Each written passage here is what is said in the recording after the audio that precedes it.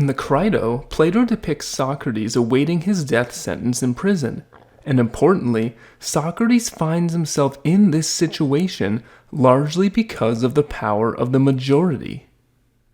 As a consequence of angering a majority of jurors at his trial, Socrates now faces the prospect of death. Crito urges that this circumstance illustrates why we must care about the majority's opinion. One should care about majority opinion. Your present situation itself shows clearly that the majority can do not just minor harms, but the very worst harms to someone who's been slandered in front of them.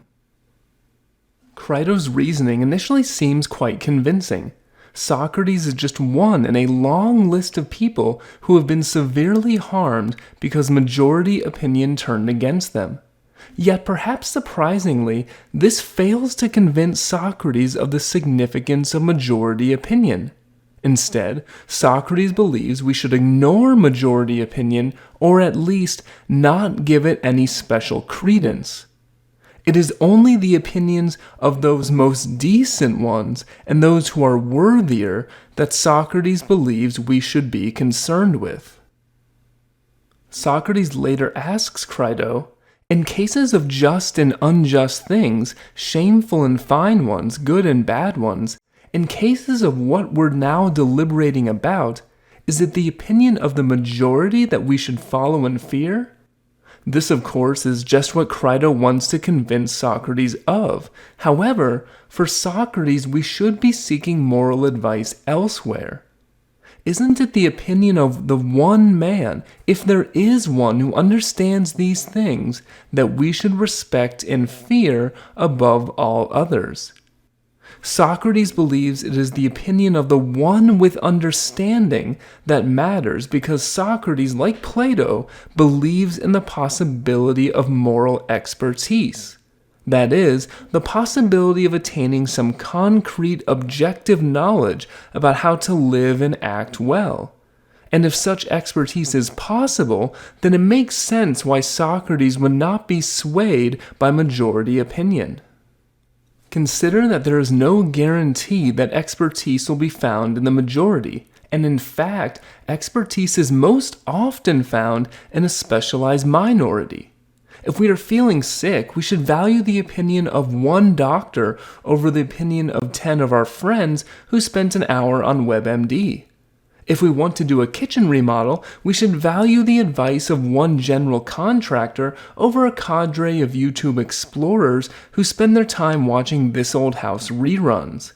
When expertise matters and where it is possible, we typically seek out the relevant, knowledgeable minority of people for guidance.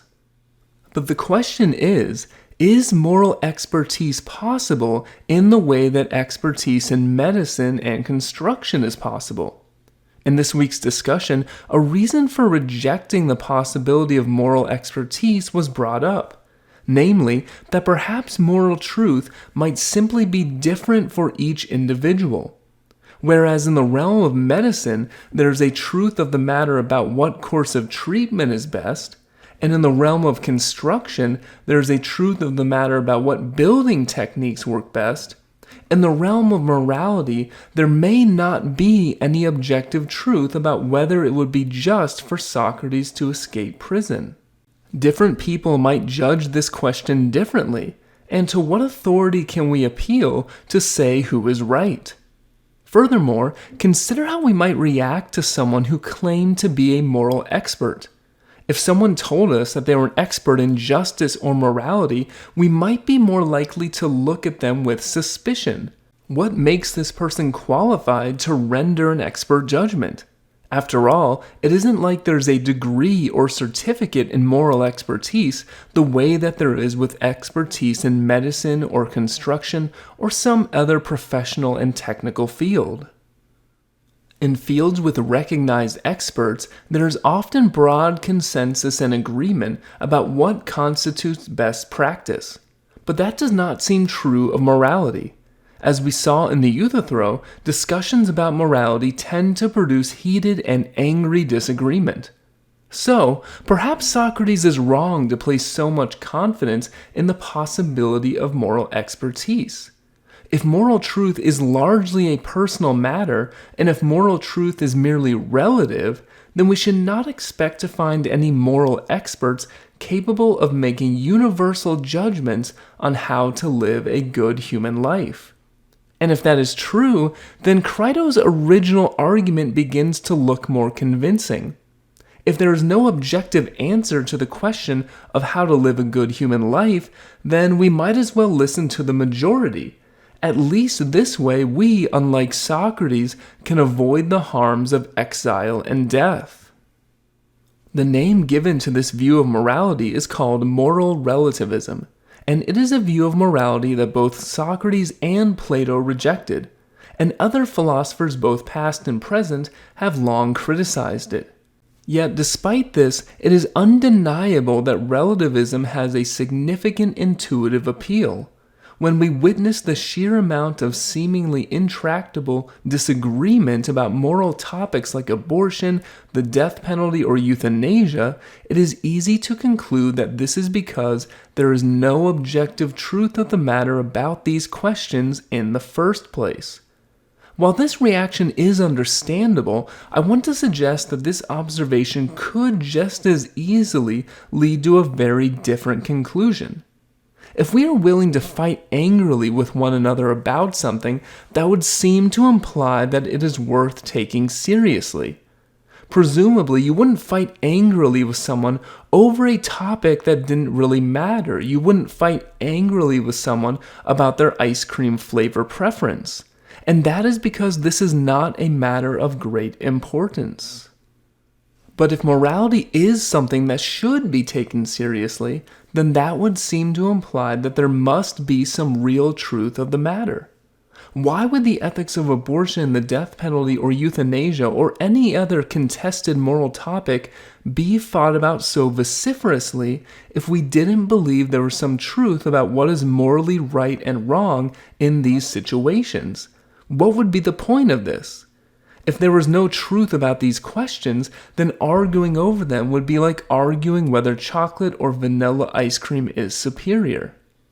So instead of seeing strident moral disagreement as a reason for moral skepticism, we might instead see it as a sign of the seriousness with which people take moral questions.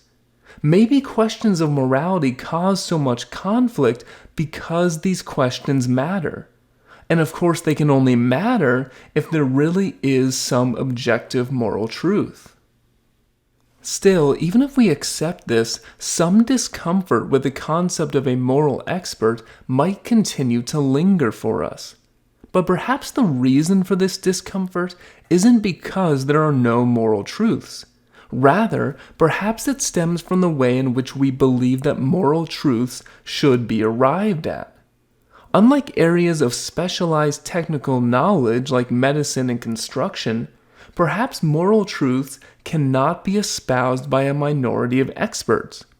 Instead, in the case of morality, maybe moral truth must be arrived at through cooperative discussion and dialogue. There may not be any course or class of technical training that one can take that will impart moral expertise, but it is possible to come to know moral truths through rational discussion undertaken carefully and honestly by those who care deeply about how to live a good human life. And in fact, this is precisely the kind of ethical discussion and dialogue that Socrates sought to promote by encouraging his fellow Athenians to honestly examine their own lives and think critically about what it means to live well.